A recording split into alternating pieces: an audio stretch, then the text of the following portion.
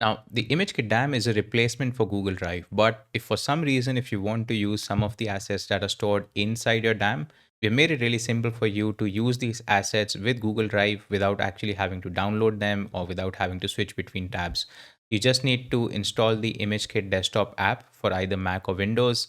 On a Mac, which is what I am on right now, you can see that the app appears in the taskbar over here, and I'm able to access all of the content inside my DAM system inside this app itself. Now, let's say if I have to upload something to Google Drive, I do not have to download anything separately. I do not have to switch tabs.